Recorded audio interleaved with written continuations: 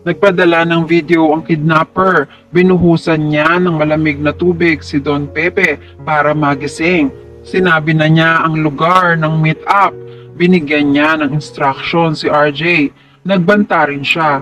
Sabi niya, tandaan mo ikaw lang mag-isa. Wag na wag kang magsusumbong sa mga pulis. Nakabantay kami sa iyo. Sumagot si RJ, oo ako lang mag-isa. Hindi napigilan ni Giselle na maiyak ng malakas. Takot na takot siya. Niyakap niya ang kapatid. Sabi niya, O Beng, huwag kang papayag. Baka may gawin sila sa'yo. Please, ayoko mawala ka. Please, O Beng, huwag kang magpunta mag-isa. Kahit natatakot si RJ, wala naman siyang magagawa. Samantala, umaga na. Pupunta rin sa bangko si Lynette at ang mga masasamang lalaki. Pinagbihis si Lynette ng lalaki. Pinalabas si Harry para sa privacy ni Lynette. Hinilan ng lalaki si Harry pababa ng hagdan hanggang sa nasuntok na niya. Sumuntok naman si Harry pero ginantihan ulit siya ng lalaki. Nagahagis si Harry ng mga gamit. Umapalag siya hanggang sa mapupok siya ng baril at nawalan ng malay. Nagkunwari lang siya na mawalan ng malay para maiwan siya sa bahay at makahingi ng tulong. Hinila siya ng lalaki at itinago sa isang sulok ng bahay. Pero ilang minuto na ang lumipas ay inabutan si Lynette ni Dax na hindi pa rin bihis. Maya-maya ay tumawag na si Balahadja kay Dax. Tinanong sila dahil may susunod pa silang trabaho. Napagalitan ni Balahadja si Dax. Ang simple lang ng utos pero nagtagal pa sila. May ginagawa pa si Dax. Nagalit si Balahadja. Baka bumaliktad na siya. Sabi ni Dax, huwag ka namang praning pre. Ano ka ba? Sumagot si Balahadja. Alam mo ang relasyon ng pamilyang yan sa matanda, kaya madali ka lang makakapagsumbong. Sabi ni Dax, hindi ko naman alam yun eh. Saka wala akong pakialam sa mga to. Ang importante sa akin yung pera. Sabi ni Balahadja, siguraduhin mo lang na hindi ako sasabit dyan ha.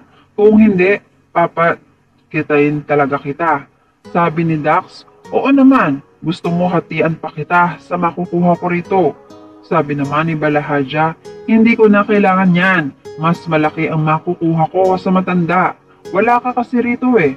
Sabi naman ni Dax, ransom yan no. Kanina pa nakikinig naman si Lynette kay Dax at sa kausap nito. Alam na alam ko talaga mga gawain mo pre. O sige, tatapusin ko na to para makapunta dyan. Nagbanta si Balahadja. Hoy Dax, siguraduhin mong walang makakakilala sa iyo dyan. Kung hindi, ikaw ang sasabit. Hindi ako, pati si Madam Moira.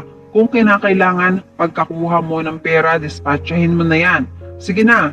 Pagbalik ni Dax, hindi pa rin bihis si Lynette. Nagsalita si Lynette. Sino ang nag-utos sa iyo para gawin sa akin to?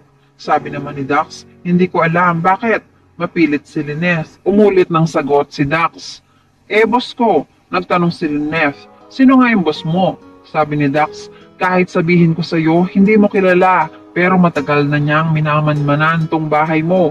Sayang nga wala yung doktor. Malaki sana yung makukuha ko. Kaya pwede ba, tumahimik ka na? Rinding-rindi na ako sa iyo. Bilisan mo, magbihis ka na. Kailangan na nating umalis.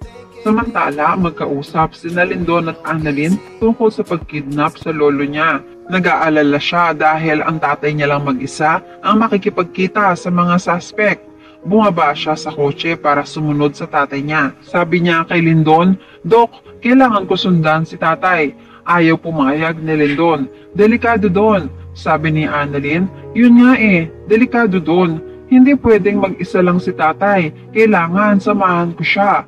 Pero please, huwag mo na sanang sabihin kay nanay. Mauna na ako, Dok. Sa pagtalikod niya para umalis ay pinigilan siya ni Doc Lindon. Hawak niya ang kamay ni Annalyn. Sabi ni Annalyn, pwede ba Dok? Huwag mo ako pigilan. Sabi ni Lindon, hindi kita pipigilan. Sasamahan kita. Sa pag-uusap nilang yon, may isang cellphone na nire-record ang pag-uusap nila ni Lindon. Papunta na si Lindon sa kotse. Nakatulala lang si Annalyn. Sabi ni Lindon, Doc Annalyn, let's go. Nagtataka si Annalyn pero sumunod na rin siya kay Lindon. Nakarating na nga si RJ sa lugar ng meet-up nila ng mga suspect. Sa isang pampublikong palengke, may dala-dala siyang 100 milyon sa loob ng isang malaking bag. Maya-maya ay tumawag si Giselle. Ang sabi niya, "Obeng, I'm going there." Sabi ni RJ, "Ate, ano ba? Gusto mo bang mapahamak si Papa?" Sabi ni Giselle, "Wait, can you please listen to me first, Obeng? Hindi ako magpapakita. Dun lang ako sa kotse. Maghihintay ako sa parking lot. You can't expect me to just wait here. Mamamatay ako sa anxiety." Sabi ni RJ, "Ate, just trust me, okay?" Sabi ni Giselle, "I trust you, but I don't trust those criminals. Baka mamaya may gawin pa sila sa'yo. Basta nandoon lang ako sa labas. And if you need me, if you need anything, just let me know. Update me, okay?" Sabi ni RJ, "Okay, sige ate, thank you. Basta ate, huwag kang tumawag ng pulis ha." Sagot naman ni Giselle, "Oo, hindi ako tatawag sa mga pulis. Mag-ingat ka, okay? Bye." Naglakad na papasok ng palengke si RJ. Palinga-linga siya. Samantala, magkausap na naman sina Moira at Balahadja. Tanong ni Moira, "Anong balita doon sa bata mo? Nagawa ba niya ang inuutos ko?" Sumagot si Balahadja, "Oo, madam, tapos na." Sabi pa ni Moira, "Baka matrace yang sa akin ha?" Sagot ni Balahadja, "Walang matitrace kung walang ititrace." Samantala, sumunod sina Lindon at Annalyn sa palengke. Makikita ni Annalyn sina Nurse Karen at Nurse Ivan. Itatanong niya sa kanila, "Nurse Karen, anong ginagawa niyo rito? Bakit ganyan ang suot niyo?" Sumagot si Karen, "Sabi ni Doc Lindon, kailangan mo raw ng rest back kaya eto kami." Samantala, kinuha na ng mga lalaki si Lineth. Pinasakay siya sa sasakyan. Nang makaupo na si Lineth ay makikita niya na parating ang sasakyan ni Carlos. Magugulat siya. Natawag pa niya ang pangalan ng asawa. Bumaba ng sasakyan si Carlos. Nagtataka siya sa kotseng nakaparada. Sabi niya, "Kay haring kotse to Anong ginagawa niya rito?" Pinigilan si Lineth ng mga lalaki na sumigaw o gumawa ng mga bagay na makakakuha ng atensyon ni Carlos. Napaiyak na lang si Lineth nung sabihin ng lalaki, "Huwag kang maingay, kundi lagot ang asawa mo." Hindi na makakibos si Lineth. Umalis na rin ang sasakyan nila. Samantala, papasok na si Carlos. Kabado siya sa sobrang katahimikan. Maya-maya maririnig niya ang kaluskos ni Harry at bumubulong siya.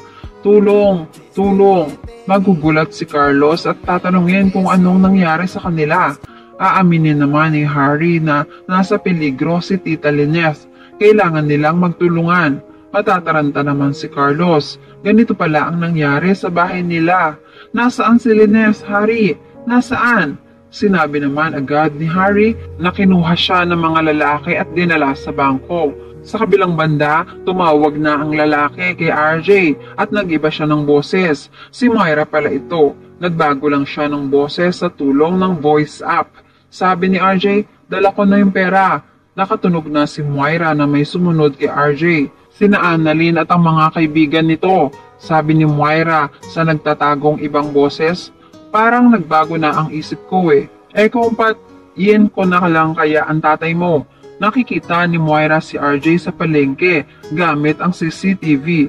Tinutok ni Moira ang laser light sa katawan ni RJ para takutin na may nakatutok na baril sa kanya.